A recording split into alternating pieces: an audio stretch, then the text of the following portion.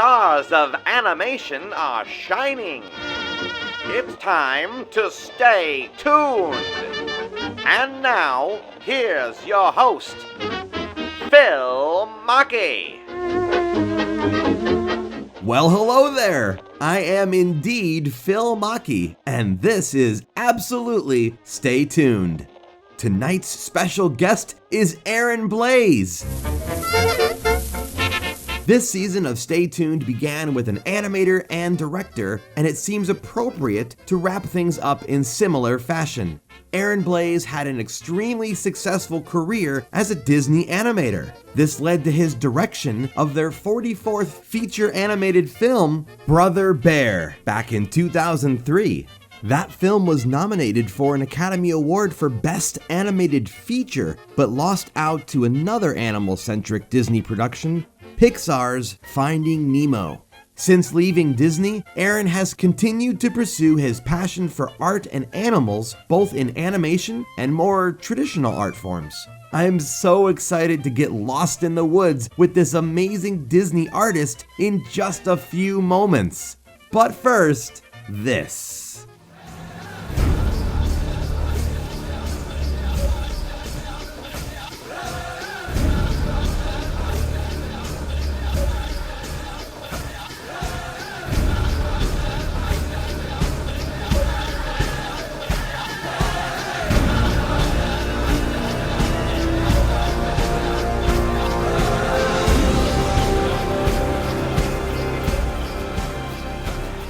Aaron Blaise, welcome to Stay Tuned. Thank you. I am very, very happy to be here. This is going to be very cool. I'm excited. It is going to be very cool because we get to geek out over stuff that we genuinely are into. Absolutely. And it's funny because, I mean, the animation community is not that big, and I live pretty isolated. So when I get to talk to somebody about animation, I get really excited about it. Yeah, I was just talking with someone else about this recently. I'm always talking about this with someone. To me, it's a phenomenal concept that we all know these properties, but you can't tell somebody who made it. Yeah. And that to me is kind of a weird, disjointed concept. Yeah, I always say that we have a very small, incestuous little community. Yeah. Because we've all worked on each other's projects. We've all crossed paths at some point or another. Sure. And not just people on the same continent. I mean, globally. If I go to someplace overseas, I run into people I worked with all the time. And that's kind of like a nice little community. It is. It's great. You know, and when you've been in it as long as I have,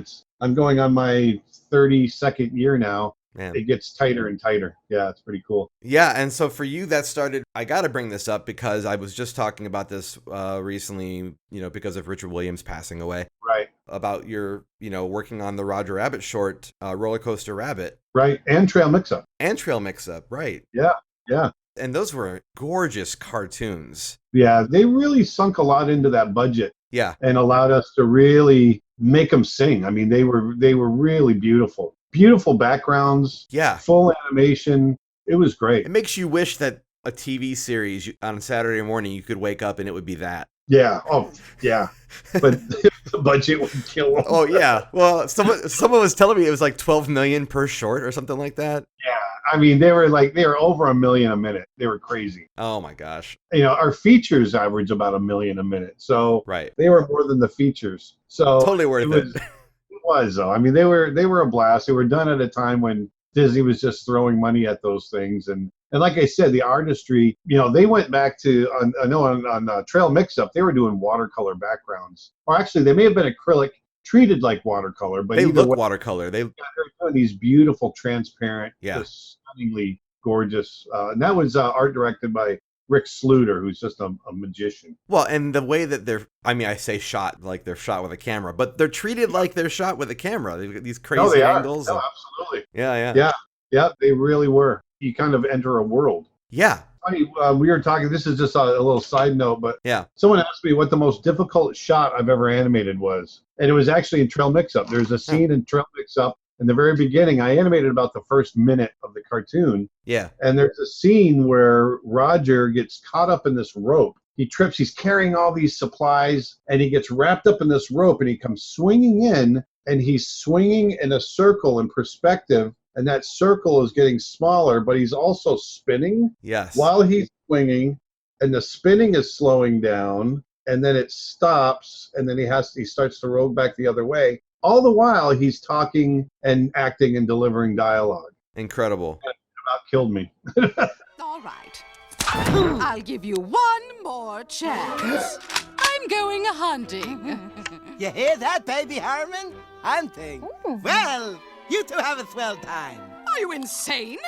Taking baby hunting would be dangerous. Well, leaving him with me is no picnic. You know, what's funny about what you just said, because you've drawn so much, Yeah. but yet you're able to go back and have these points of memory and time to specifics. Human memory is like fascinating to me, where we make our connections. So Yeah. why do you think, is it just because it was the hardest thing you've had to draw? Yeah, well, actually, it's funny you say that, because let me jump over to something different with keeping sketchbooks. And this is something I've said in some of my other videos. One of the reasons I keep sketchbooks and journals, especially on trips, when I take trips with family, business trips, whatever, when I'm sitting and drawing my environment, whether I'm in Japan or Africa or Europe or wherever, I'm hyper observing. I'm really soaking in everything to get it down on that paper. Yeah. What's interesting about that is you're filling what I always call your mental library. You're filling that up. But then what happens, you'll find that, you can cut ahead to 10 years later,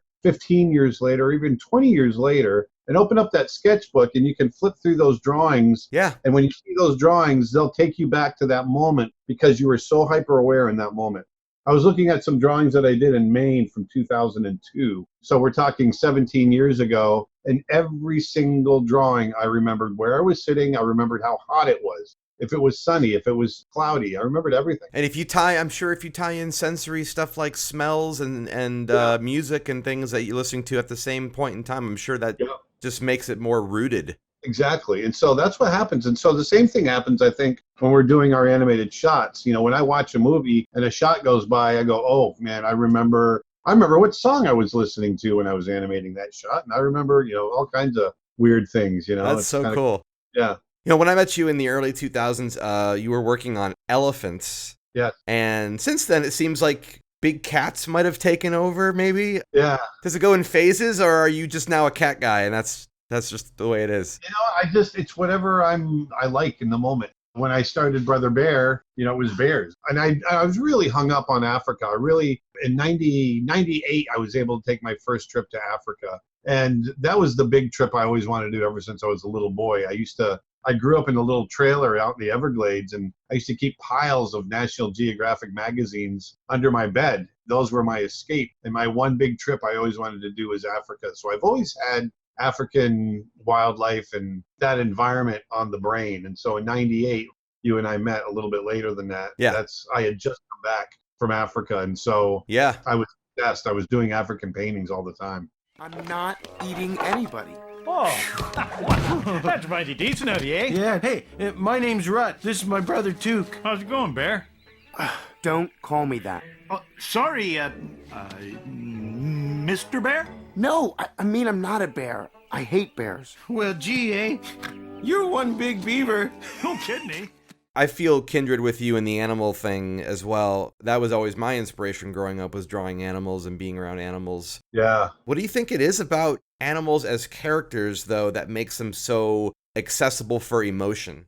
Well, first of all, I already see animals as characters, as people, as sentient beings. Okay, so yeah, they're magical, they're wonderful, they've got personality. I look at them and they're on an equal footing as I am. So sure, to create characters out of them is completely natural for me. And I think we naturally, as human beings, with the exceptions of a few psychopaths here and there, we just kind of do that.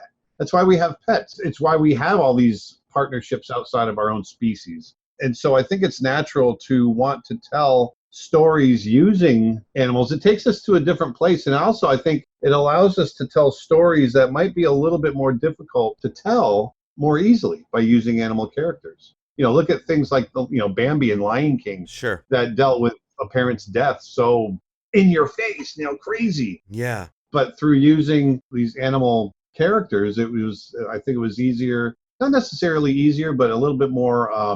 allegorical? Yeah, exactly.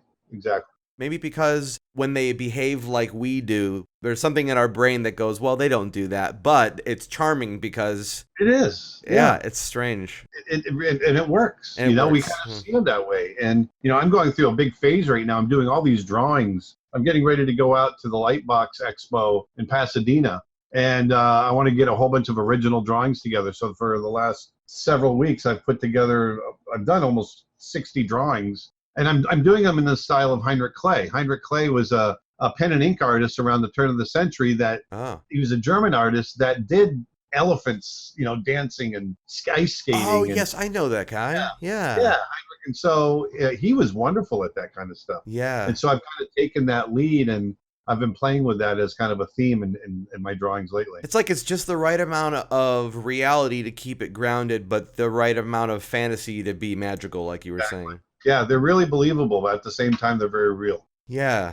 So you were animating at Disney during their Renaissance. I think it's considered their Renaissance, right? People call it that. Second Renaissance, I would say. Yeah.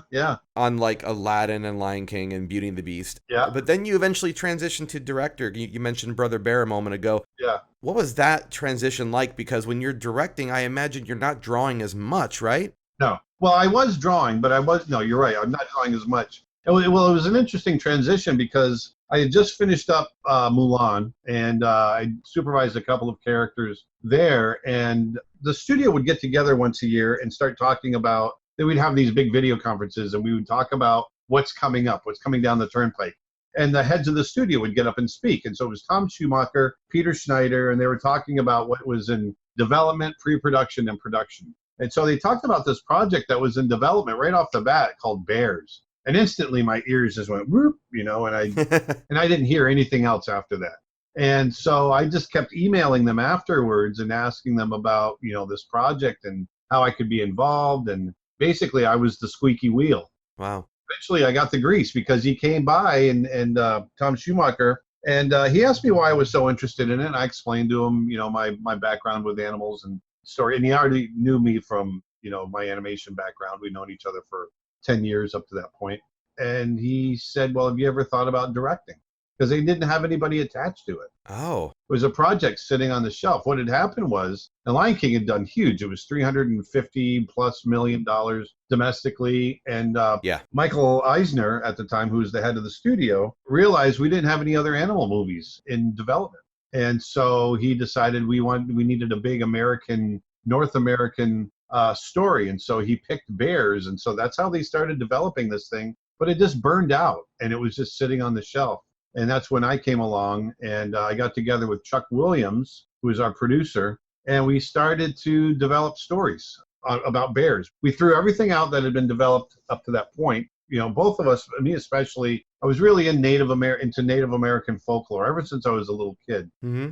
I wanted to tell a new Native American legend. I wanted to make one up, but make it feel authentic.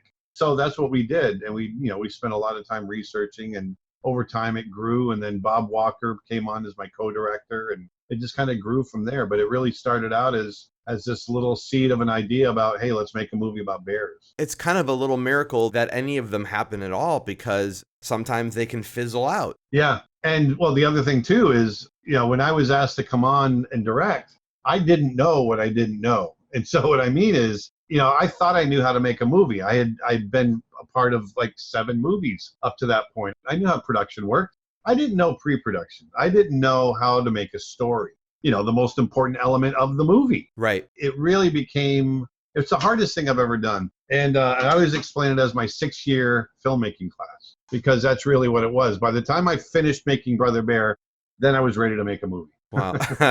Yeah. Once the movie was done, you're like, now we can make it happen. Look, I am sorry. If I was driving, this never would have happened, Oh, just stop You never it. let me drive, you never let me do nothing. Oh, trample off, eh? I said I was sorry. Let it go. I can't believe you totaled a mammoth, Oh, come on. That mountain came out of nowhere. I am afraid I cannot accept your It apology. was in my blind spot. When you realize that the story is kind of the king, Yeah. it's a little humbling to the visual artist in you, because you realize... Yeah. Because you realize, hey, I could make an amazing story to a bunch of simple looking stick figures and have just as strong an impact, maybe. Well, this is the way that I explain. I go even further than that. It's the only thing in the process that can stand on its own. Right. So if you take story out of everything else in the process, you just have a collection of images, or you have things that just move around. But I can sit at a table with you and just through words tell you a story, and I can make you laugh, I can make you cry, I can get you on the edge of your seat. I can take you through that entire journey emotionally, Right. just through telling you the story. And then everything else is just there to enhance it. Which is really beautiful that you chose Native Americans, because a lot of their mythology was passed down verbally. Exactly. And that's why the movie starts with Denahi passing the story down verbally. Right. That's how it starts, actually. And of course, you got the cave drawings as well, which is nice. Right. It ties it into the illustrator and all of us, I think. Right, yeah. My personal favorite Disney film, I think to this day, probably remains to be Jungle Book. Yeah. I know a lot of people say that, but there's just, something really special about it. And was that film a big inspiration from you? And if it was or wasn't, what other films make that list? All the classic Disney films influenced me in one way or another. My favorites, absolute favorite, is Bambi. It's the first time that they really, if you look at the difference between Snow White and Bambi, I think it's only a 7-year difference between the two. And they really approached Bambi in a different way. They really researched. They brought in the animals. They went into the forest. They wanted to create an experience. So they went from just telling a story to immersing you in a story. And so when you watch Bambi and his mother walking through the forest, that first sequence after he's born, those are real deer. They're really walking through a forest, and you hear the sounds, you see the multiplane camera working, you see all the beautiful elements of animation at that time working together in such a beautiful way that it really does transport you to another place in time. But that advancement really, it was the first of its kind after Snow White. I mean, there really wasn't much, or after Pinocchio, there wasn't. To me, it was just amazing how much they advanced in that short amount of time. And it wasn't rotoscoped either. No, it was not rotoscoped. See, I love that about it, because was all Frank and Ollie. Yeah, and that's the interesting thing about, I mean, I don't even know if that can be put into definable words. Yeah. But there's something about, because you can tell when something is rotoscoped. It just looks like a weird version of a film that has a line over top of it. But there's something about when someone looks at reality and really studies reality, but they're still drawing it by hand. There's something in between that. Putting their own timing, exactly. Yeah. And it's so satisfying to see. It's just absolutely, especially when they were animating the deer. So much of it is where you don't move a character, as opposed to when you do move a character, and getting the still moments playing against the active moments and that sort of thing. It was just absolutely wonderful. Yeah, where you can see them considering something, and you put so many in between frames that are just minuscule movement. Oh yeah, that's important. Bambi's mother tells him, when she senses something and she tells him to run. Yeah, and she's frozen, but she's got an ear that's twitching. Right, it's like just stunning. One of my favorite things is whenever they take a character and their breath is taken away, and they just sort of there's no dialogue. They just sort of do a little like a kind of and you see them do that and take that pause. That's, to me, is one of the coolest things you could ever animate. Absolutely. It becomes real. Yeah, it does. You are literally breathing life into your character. Yeah, that's true. Flower. Me?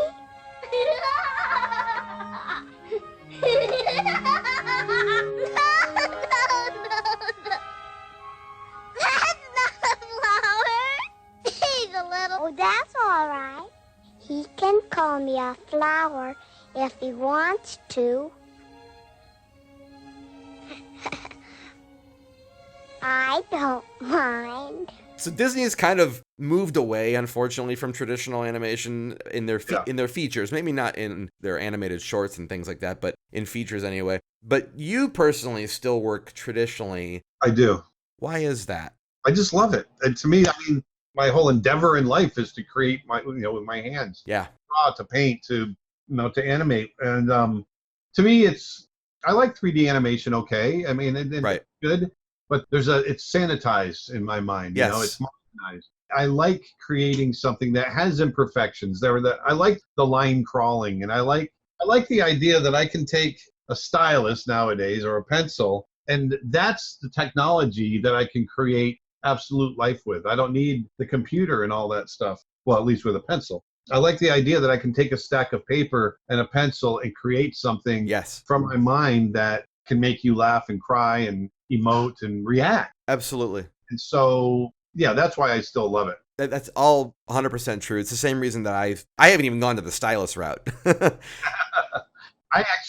Real quick, I actually love, I work in TV paint. And one of the reasons I love it so much is that I don't have to take the time to go and shoot my drawings. I love having a stack of drawings at the end. Yes. But I want to see that action. I want to see that acting and right away. And so I can, so that's actually my preferred mode of animation now is the stylus on my Cintiq. Because you get the results quicker and then you can right away. Well, and there is something to be said for that, because part of what defeats me, at least, I can't speak for other artists, if there's a lot of time in between those steps, it can kind of kill your momentum. Right, exactly. And that momentum is pretty important. Yeah, it's absolutely true. Yeah. Especially when you have, you have a shot that's 30 or 40 seconds long. That's a lot of drawings. Yeah. And, back in the day when we had to go shoot those, it would take you an hour and a half to shoot it. And then you wanted to go have a beer afterwards or something. Rather than just sitting there at the Cintiq and I can just play it right away and then go, oh, I've got to change this and that. And like you said, that momentum doesn't go away.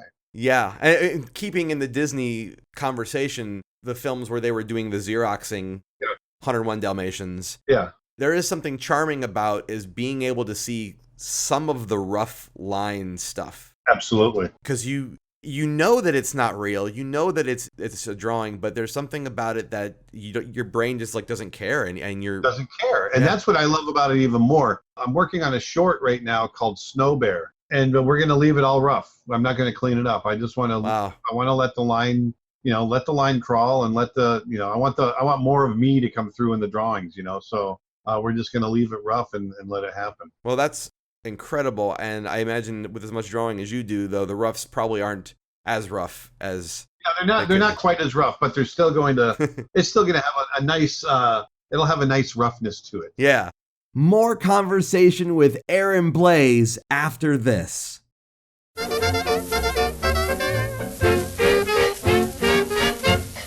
Is it too soon? Are we allowed to talk about Tembo? Oh, we can talk about Tembo. What's going on with that? Tell me a little bit about Tembo. It's dead in the water. What? Yeah, Tembo is long dead. I was making Tembo with Digital Domain. Ah. Digital Domain went bankrupt. Tembo was bought out of bankruptcy by a company in China called Galloping Horse, and it's just sitting in a box in China. That's insane. Sad. Yeah, I spent 3 years of my life making that film, and we were right on the verge of going into production with it. It's about elephants, right? Yeah, it's elephants. It was a big coming of age story, something on the same line of Lion King, and that, a level of drama and fun, and that sort of thing. But it was with elephants. It was a 3D film. It was computer animated. Oh. And we were making it here in Florida. This is in September of 2012.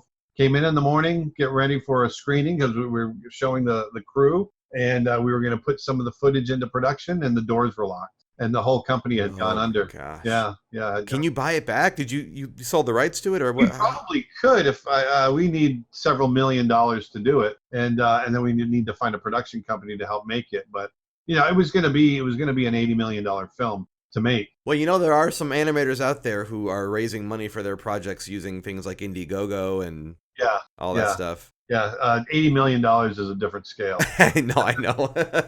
I'm just being wishful. So nowadays you're teaching as well.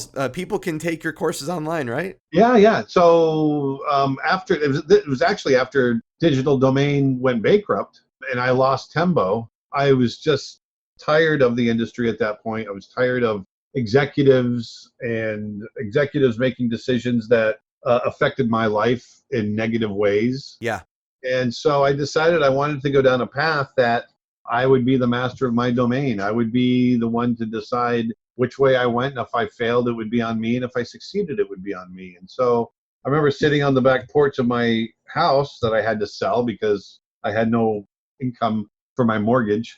So I had that on the brain. And I started thinking back to when I first started in the industry. I was Glenn Keane was my mentor. He taught me animation. What an amazing mentor. Yeah, he was amazing. And he shared so much over the years. And he brought me on to Beauty and the Beast to be one of the Beast animators and shared a lot then and taught me a lot. And I started thinking about that as kind of this theme of what I might want to do because we live in this age of information sharing. Yes. You know, and I mean, you and I are doing right now, we couldn't do 20 years ago. Very true. So that just sparked this idea of sharing my experiences and the things that I've learned over the last 30 years and putting them into courses that people can learn from.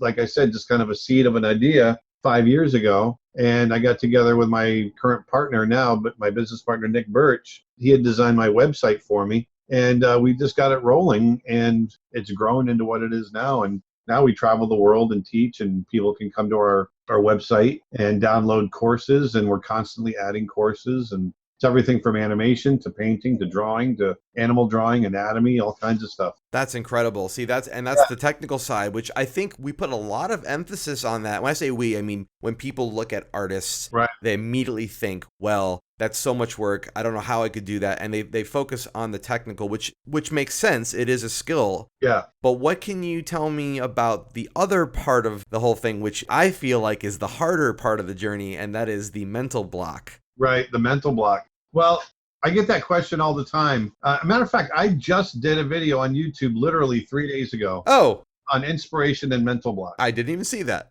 My best recommendation, the best cure for mental block and creative block is to do it every day. When you do it every day, you are training your brain to be creative on command.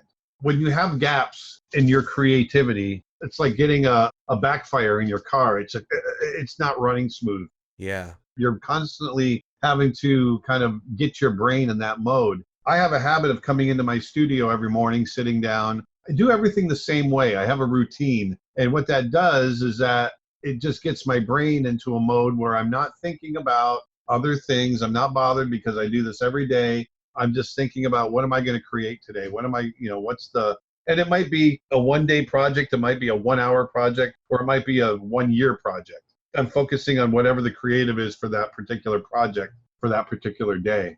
And by doing it every day, you get your brain used to loosening up and being malleable and being plastic and just being able to come up with things. That's fantastic. For those that, and I still go through it, if I'm sitting there and I really do have this block, I've got thousands of photographs that I've taken over the years. I go through and see if that sparks anything. I've got documentaries that I watch. I have movies that I watch. I think about books. You can take a walk outside and look around. There's all kinds of things that can spark creativity to get an idea going. And especially if you're looking for creativity on a specific subject, the more you know about a specific subject, the more you can create. And so one of the biggest things I tell people, if they're having a hard time with some kind of story or animation, do your research. Sit down and the more you research, the more you'll get ideas, and it'll really, and it makes your animation and whatever it is that you're writing or creating more unique, because you're coming at it from a place of knowledge, and you can add more to it. Yeah, once it's more familiar. Yeah. It's no longer this thing that you can't put a pencil to. Right. Yeah. For me, anytime there's a block, it's a lack of content. You're missing some content in your brain there's nothing to pull from. So put some content in there. What about when you've got like major stressors? Yeah. And it's not a creative block, but it's that kind of a block. Do you think the same advice applies, or is there something different there? Yeah. I mean, for me, when you have those outside stressors, see, I'm good at kind of closing the world out too, because once I get into my creative mode, I'm pretty good at just compartmentalizing. Yeah. And so that's a skill too. Yeah, exactly. It comes with practice. Are you able to still look back at Brother Bear and watch it and still enjoy it? Or is it like looking at old photos of when you're 5 and your parents are showing you naked in the bathtub? Yeah, it's like looking at old drawings that you knew you could draw better now. It's that kind of thing. And I like the movie. I think it holds up. And I love what we were trying to do with the story. There are certain things that in the writing I wish I would have had more experience with. There's a lot of on-the-nose writing and things like that.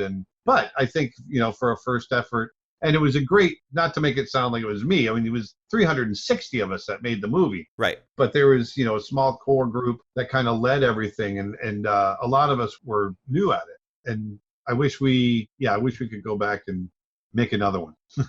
You don't mean Brother Bear 2. You mean make another film. Make another film, yeah. Yeah. I understand that. You want to play I Spy? All right. Okay. I'll go first. Okay. I spy something green. Tree. Oh, My turn. yeah. Okay, I spy something tall. Tree. Okay. I spy something with bark. Tree. Oh, Okay, I spy something, a vertical log. tree. Yeah. Okay, I spy Tree. some. Oh, Okay, my turn. tree.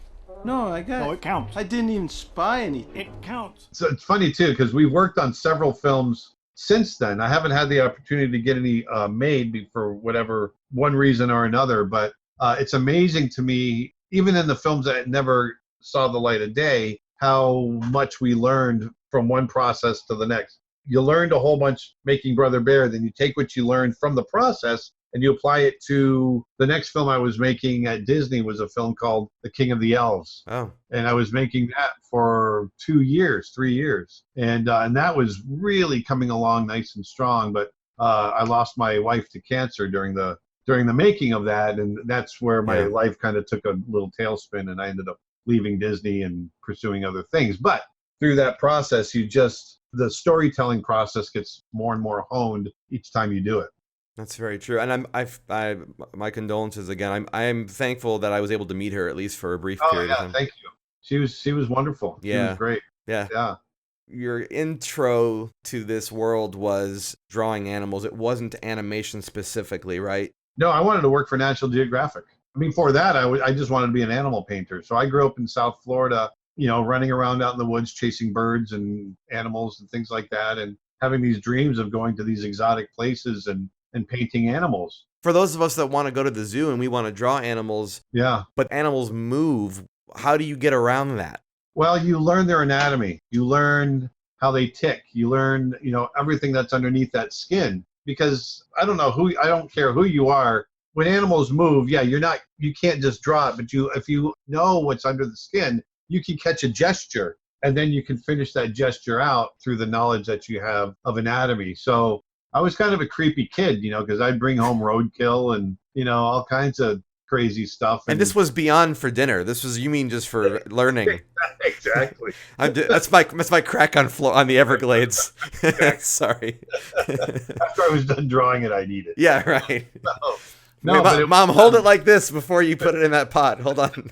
But it was a lot of, owls and birds and things like that I would find on the side of the road. And that's cool. Or, I remember an otter that I found. An otter? An otter, yeah, and do sketches of it. And then I'd take it off and hide it in the weeds and let it decay. And then I'd pull the bones out later and look at the bones and try to understand how the anatomy was put together and draw the skulls and all that. Owls are great because they have those pellets with bones inside of them. Well, there was a owl's nest that was probably about a quarter mile into the woods behind my house. And I would go out there every week and collect all the owl pellets. Oh my gosh. Bring them back to my room. I'd pull them apart, take all the little mouse skeletons, and I'd set them up on my windowsill. Wow, that is cool. Did you bleach the bones first? No, because they're so tiny and frail. And because they'd already gone through the digestive system, they were pretty clean. They were bone dry. They were bone dry, so it's just a matter of getting all that fur off of them. And so I was that creepy little Jeffrey Dahmer kid that just collected dead parts. Man, wait, but look, it paid off, obviously. It did, yeah, it really did. I got one last Disney question for you. Sure. Obviously, you weren't there during Princess and the Frog, right? I was there. You were there during that? Yeah, I was there during. I left in 2010. Oh, I thought you were gone before that. Okay. No, I left in 2010. They were making Princess and the Frog while I was making King of the Elves. And King of the Elves was going to be a CG feature? Yes, correct. Okay. So Princess and the Frog, which I actually like the film. I love it. Yeah. Yeah. It technically made its money back. And the goal, they said at the time, was that would be some sort of resurgence of bringing back traditional animation. And then it didn't. Do you know why it didn't do that? No, I don't know. And I think it was probably a little bit of lip service from the executives. Oh. I don't know that they ever intended to. This is me just being blunt. Yeah. Yeah, please. Ron Clements and John Musker, they had never done a CG film up to that point. They really had the clout to say, hey, I want to make a 2D film, and Disney would let them. So, I really think it had to do with who was asking to do it. They're the most prolific Disney directors team ever, in the history of Disney. Yeah. So when they ask, you listen. So I think that was part of it. And I do think that there's an attitude on the executive level that the general public likes CG films better than 2D films. And just from a subject standpoint, not from a story standpoint. Which I think is I think it's false, Oh, personally. it is. It completely is. I think, all the tastes have changed. And I think they may have gotten tired of our formula, which are the big Broadway musicals and things like that. Sure. But as far as, whether it's 2D or 3D, I agree. I don't think that has to do with anything. Yeah. If you have a great story well told, you can use the medium that you want and it's going to be good. Yeah, it can still be compelling. Yeah. Yeah, I think Nightmare Before Christmas is a great example of that. Yeah. Not that it's drawn, but I mean, it's people love that. Well, I mean, look at Spider-Man, the new Spider-Man. This good, funny mixture of the two, and it's hugely popular. Yeah, but someone's going to misinterpret that as now we have to make all our films look like Spider-Man. Yeah, or they have to be superhero movies. Right. That's the executive way of thinking. You mentioned those two directors, Clements and Musker. Yeah, John Musker and Ron Clements, yeah. Were you able to kind of be like, hey, guys, I've never directed. Can you tell me some tips? Oh, yeah. I would go to them all the time. Yeah. With it, I'm guessing they were helpful. Oh, I really loved working with them. I mean, they made Aladdin. They made The Little Mermaid. They made The Great Mouse Detective. They made Treasure Planet, which needs more love. They made Hercules. They made Moana. They made Princess and the Frog. I mean, I'm almost up to 10 movies. 9 movies that they've made for Disney. Which when you're talking about animated features, that's a huge career. Yeah, that's insane. An animated feature takes up 5 years of your life as a director. Yeah. And so you made 8, you've made 7 of them, or 8, now you're talking 35, 40 years worth of work right there. Kinai. Love is the most precious of totems. It reveals itself in unexpected ways. Let love guide your actions. Then one day you'll be a man and will place your mark next to those of our ancestors.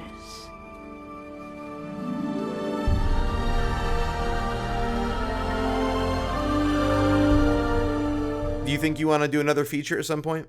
I would love to. It's just that, when I went through the loss of my wife, I completely lost my mojo when it came to making at that time. And ultimately, I just really struggled with the film that I was making, and John Lasseter took me off the film.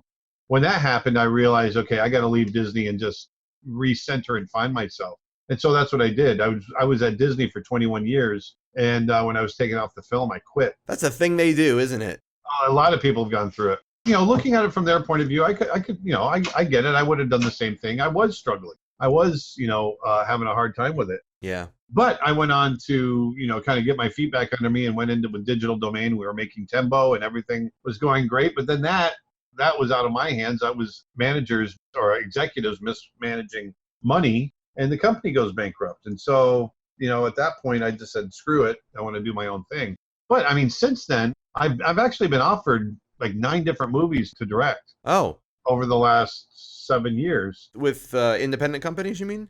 Independent companies and a lot of different people. And that's the reason I haven't taken any, is either I don't connect with the story or they don't have their funding. I can just see the writing on the wall, all that kind of stuff. And so, I would love to do a film that, first of all, clicks with me, but also is going to be made, Yeah, I get that. And that's why I decided, I'm just as happy making shorts as I am features. And so that's why we're making our little short, and we'll see where it goes from there. There'll be a lot of opportunity with the streaming companies in the next few years. Yeah, it seems like, you look back to the 80s and there was a lot of chances being taken on films, live action or otherwise. Right. They're just weird movies. You're like, how did that get made? Exactly. Now, what's brought that back is the streaming platforms, because it's looked at as this sort of lesser format, but it's now rising up the chain. Netflix is worth more money than Disney. Are they really? They are. And I know it sounds crazy. They just threw $8 billion into creative. Oh. They're making content like crazy. And so is Amazon, and so is Hulu. Or Hulu's owned by Disney, aren't they? Or something. Now they are. They have big Disney, Comcast. I mean, Disney is coming out with their platform, and maybe, that might make them more viable to making 2D. Yeah. For their streaming platform. It's a crazy, weird time we live in, and I love seeing all these. I think it's exciting, yeah. It is, yeah, because it's kind of like things are possible again. Yeah, absolutely. Yeah. So Aaron, online, if people want to find you and they want to watch your live streams, they want to, take your classes, where do they go? Okay, first of all, my website is creatureartteacher.com, the art of Aaron Blaise, and it's creatureartteacher.com. And then all the social media is Aaron Blaise Art. So you can go to Instagram at Aaron Blaise Art. I've got a huge following there. You can go to YouTube, Aaron Blaise Art, and that's where you can catch a lot of our live streams. Twitch is also Aaron Blaise Art. Ooh. And then Twitter as well, Aaron Blaise Art. I stream on all those platforms all at once. That's fantastic. I do live streaming twice a week, every Tuesday and Thursday at 1 p.m. Eastern time. Oh, that's great. Yeah. And what can people hope to expect to see when you're doing that? Well, I'm always doing art. So sometimes I'm working digitally, sometimes I'm animating. The last few weeks I've been drawing on paper, and I'm answering questions. People ask me about history, animation, things, the old days. They ask me advice. It's fun. It's a lot of fun. Well, thank you for being so generous with your experience, your knowledge, and your passion. I think it's pretty obvious that it comes through in your work if anybody's looked at your paintings and illustrations. And so thank you for continuing to put that out there. Thank you. I really appreciate you saying that. And yeah, I love it. And we're not all going to be here forever. So I plan on it.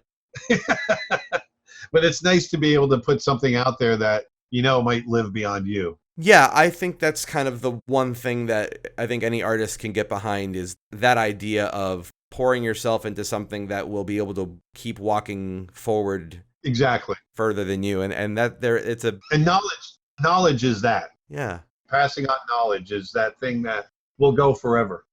Yeah, it's a noble pursuit, and it's something that I think it's beautiful when it works.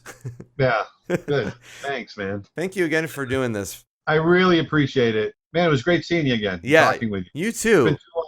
What's that? Yeah. What's that? I said it's been too long. It's been too. Well, we'll have to have some more chats at some point. Yeah. And anytime you want me back for anything, let me know. Will do. Thanks again. All right, man. Take it easy, and I will talk to you soon. All righty. All right. Bye-bye. Everything will become clear to you when you see things through another's eyes. Well, everything will become clear to you. Whatever's meant for you, you will find.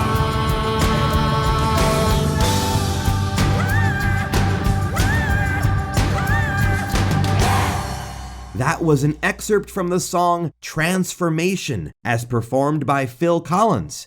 Collins had double duty in Brother Bear, both in songwriting and the composition of the film's score, in which he collaborated with Mark Mancina. This is it! We're here at the end of Season 2! Special thanks go out once again to Aaron Blaise for helping me cap things off properly, and for being such an amazing and gracious guest. As always, thank you so much for listening in at home. This season has been such a special journey. I'd like to once again thank all of my guests for taking the time to share their personal stories with us. Also, thank you from the bottom of my heart to all of my patrons of the show. Your support has continually encouraged me month after month and helps make it possible for me to one day be completely self-sustained as a series producer. If you haven't already, I humbly invite you to go behind the podcast by visiting patreon.com/Phil Machi. Every bit of support adds up and helps more shows to get created. There are also some cool rewards in it for you too. While you're at it, check out my original comic books at retailsunshine.com and be sure to say hi to me on Instagram, Twitter, and Facebook. Remember, especially during the off-season, to join the amazing Stay Tuned community on Facebook for free daily news from the world of all things animated. Get involved now at facebook.com/groups/Stay Tuners. I've been Phil Machi, you've been a wonderful audience, and until next season, keep those eyeballs peeled, those ears open, and be sure to stay tuned.